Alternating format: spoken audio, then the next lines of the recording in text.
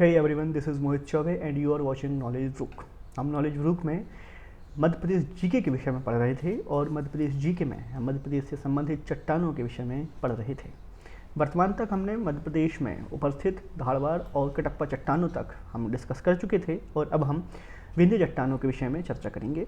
विंध्य चट्टानें मुख्य रूप से पुराना चट्टानों के क्रम में पाई जाती हैं और हम जब इस पाठ को स्टार्ट कर रहे हैं तो सबसे पहले हम देख लें कि क्या क्या हम विंध्य चट्टानों के विषय में जानने वाले हैं।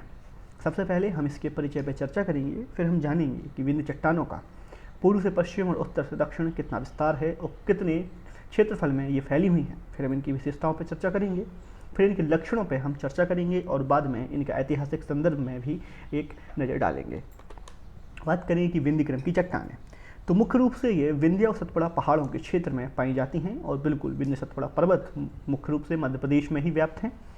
बात करें कि विंध्य क्रम की चट्टानें जो विंध्यन जियोसिंक्लाइन मतलब विंध्यन भूसंतति उसके उत्थान से इनका निर्माण हुआ है। भूसंतति के बारे में हमने पिछले लेक्चर में जाना था कि भूसंतति एक उथला समुद्र जैसा या फिर ये कहें कि एक उथला पानी का स्रोत होता है जिसमें अधिक से अधिक मात्रा में अवसाद इकट्ठा हो जाता है और इस अवसाद पे जब मतलब इस जियोसिंक्लाइन पे जब प्लेट टेक्टोनिक की वजह से दबाव पड़ता है तो यही अवसाद भू सरफेस के मतलब अर्थ सरफेस के ऊपर निकल के फोल्ड माउंटेन्स का वलित पर्वतों का निर्माण करता है।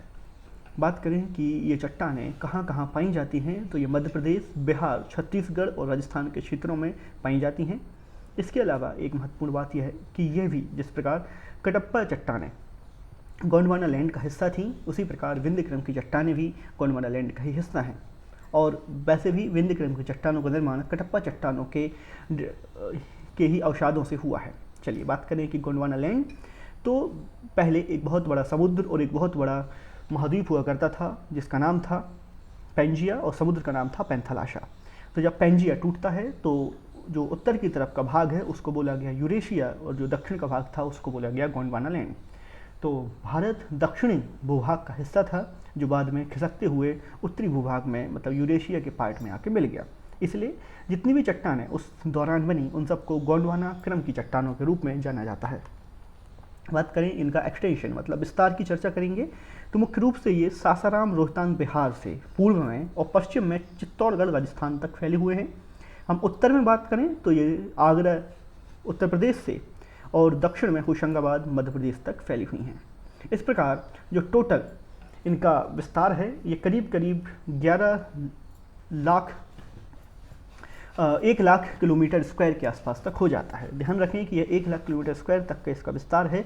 तो कई बार ऐसे क्वेश्चंस बन सकते हैं कि विंध्य क्रम की चट्टानों का विस्तार कहाँ से कहाँ तक है।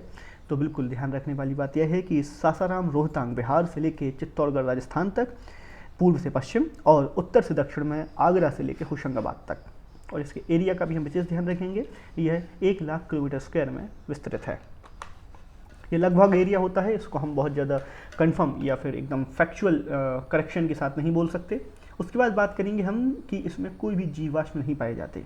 यहाँ तक कोई भी जीवाश्म नहीं पाए गए हैं। कटप्पा क्रम की चट्टानों में भी कोई जीवाश्म नहीं मिले थे, लेकिन कुछ एक्सेप्शंस मिल जाते हैं। जैसे प्रोटियोजोइक एरा क्योंकि यहाँ से स्टार्ट हो गया था तो प्रोटेरोजोइक एरा स्टार्ट होने की वजह से कभी कभी कुछ जीवाश्म इस जो चट्टान क्रम है इसमें कहीं ना कहीं मिल जाते हैं।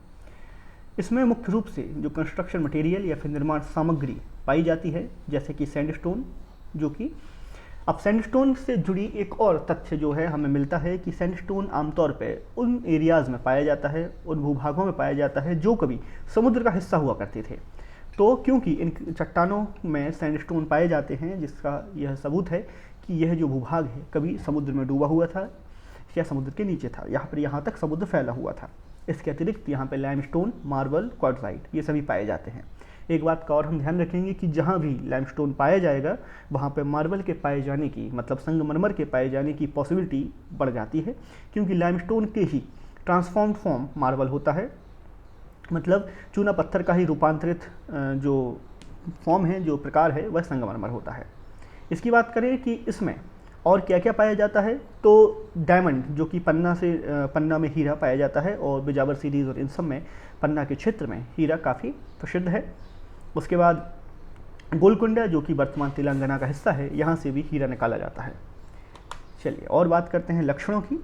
तो अन्य चट्टानों की तुलना में इसकी तुलनात्मक रूप से नरम है, क्योंकि ये और चट्टानों की तुलना में जो इसके पहले हमने जानी, मतलब आर्कियन से लेके कटप्पा तक, ये इससे वृद्ध और पुरानी चट्टानें हैं, तो यह इसकी तुलना में काफ़ी कठोर है। इसलिए आर्थिक रूप से महत्वपूर्ण सामग्रियों की खुदाई करना आसान हो जाता है। जितनी ज़्यादा चट्टानें नरम होंगी उतने ज़्यादा उनमें की जाने वाली खुदाई आसान होगी। लेकिन अगर हम अच्छी क्वालिटी के लाइमस्टोन की बात करें तो मुख्य रूप से वह कडप्पा चट्टानों में ही मिलेगा। वह हमें इन विंध्यन चट्टानों में मिलने की जो लक्ष्य वो है क्वालिटी है वह थोड़ी सी कम रहेगी। ऐतिहासिक संदर्भ में चर्चा करते हैं तो सैंडस्टोन से बने महत्वपूर्ण ऐतिहासिक स्मारक जो कि पूरे भारत में प्रख्यात हैं, जैसे जो कि लाल किला दिल्ली का, आगरा का किला, उसके अलावा जामा मस्जिद दिल्ली, फतेहपुर सीकरी जो है इन्हीं चट्टानों के जो बलुआ पत्थर हैं उनसे बना हुआ है। उसके बाद सांची का स्तूप जो विदिशा मध्य प्रदेश में स्थापित है वह भी इन्हीं चट्टानों से निर्मित है।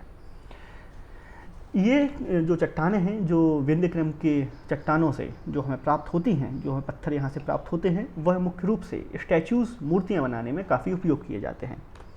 तो यह था फिलहाल विंध्यक्रम के बारे में एक इंट्रोडक्टरी लेक्चर। उम्मीद करते हैं कि आपको ये लेक्चर पसंद आया होगा। सो धन्यवाद, जुड़े रहिए और हम सेकेंड पार्ट में मध्य प्रदेश के संदर्भ में विंध्यक्रम की चट्टानों को समझेंगे। धन्यवाद।